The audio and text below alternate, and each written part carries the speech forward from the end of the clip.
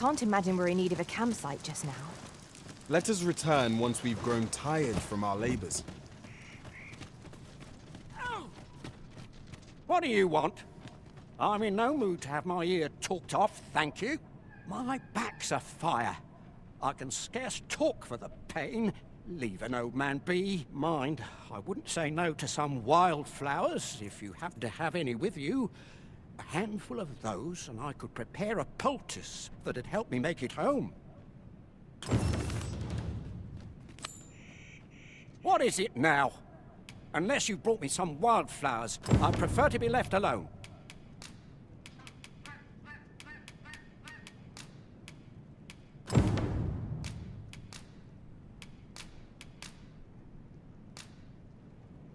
Well, that was most kind of you. My thanks for the trouble. Right, here goes naught. Ah, that did the trick. Relief at last. I was beginning to fear that I'd be stuck here for the rest of my days. I've a mind to thank you, sir. Would you look in on me at my home? I live nearby. There aren't too many houses out here, so you'll find it soon enough, I expect.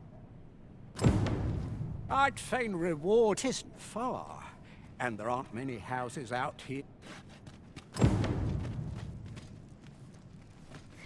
I'll hold on to this. After all, an ounce of prevention is worth a pound of cure.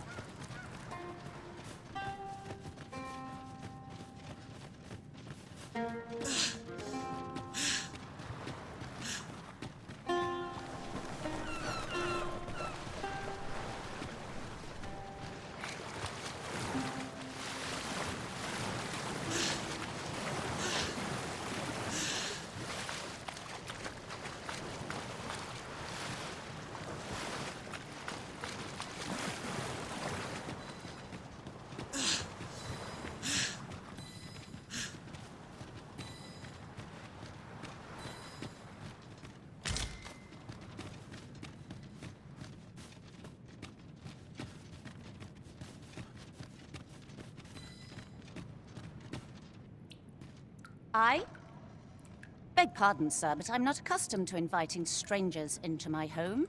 Pray be on your way.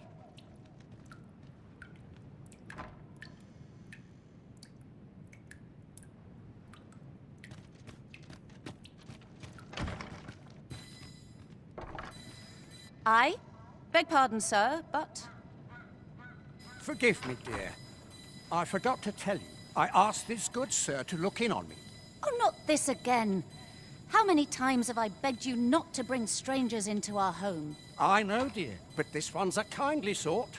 Brought me the wildflowers I needed to make it home when I threw out my back. 'Tis always one reason or another, isn't it? And has it e'er ended well for us? Not once. Mark my words, no one wanders this far out unless they are running from something.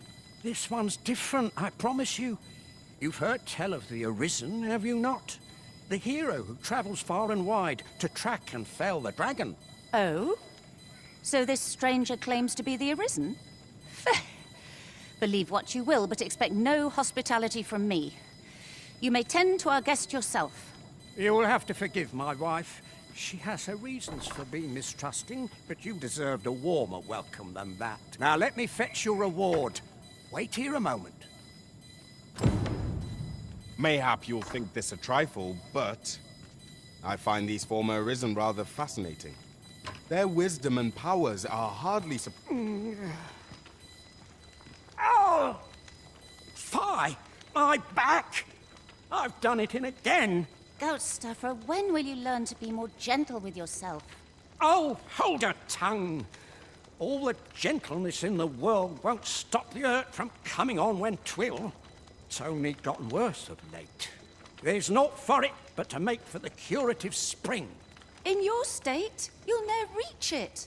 And that's to say nothing of the monsters that haunt the roads out there. They'll be on you in a moment if they see you limping along on your own. Oh, would that I could take you to the spring myself, but alas, I... Don't even think on it, my dear. I'd not ask that of you, knowing how crowded places of that ilk make you feel. But what are we to do? I fear for you, my love.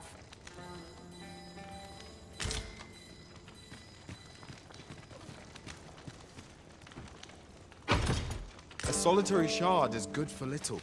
We need to seek out more of these if 'tis to be of use. We ought to keep it with care, lest we lose it. The hot spring over on the island encampment would do my husband a world of good, but the way is treacherous for an injured man on his lonesome.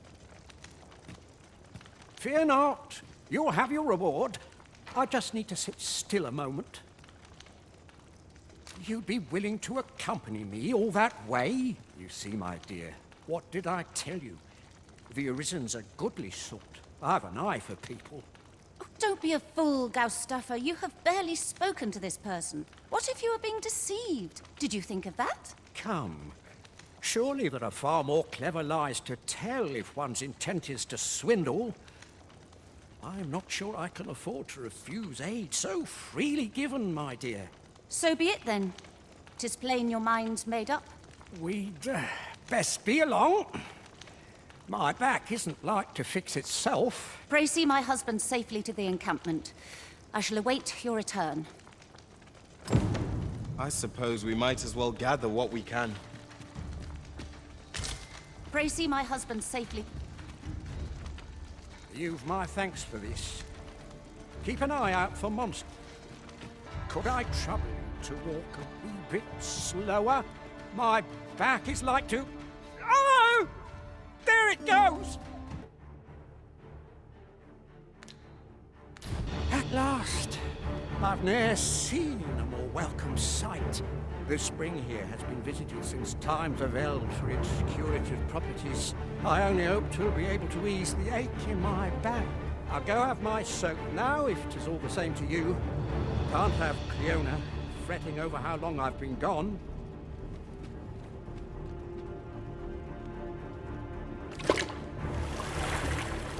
Ooh! It twinges a bit.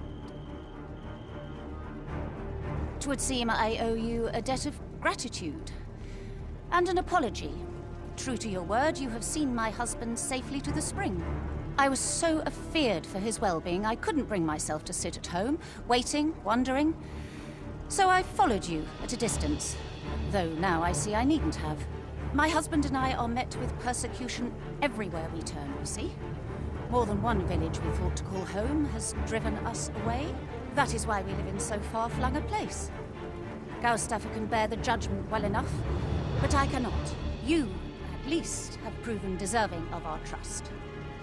My husband was right about you. You are a kind soul, indeed. I shall not soon forget this good turn you've done, my husband and I.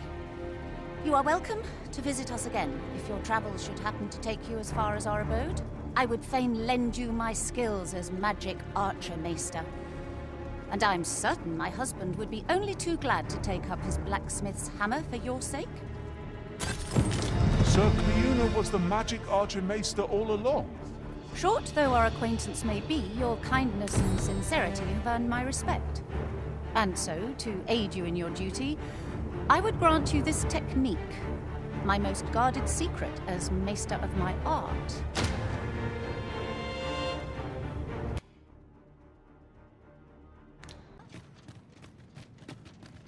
I suppose I could spare a moment to talk. Would you be so kind as to hear my request?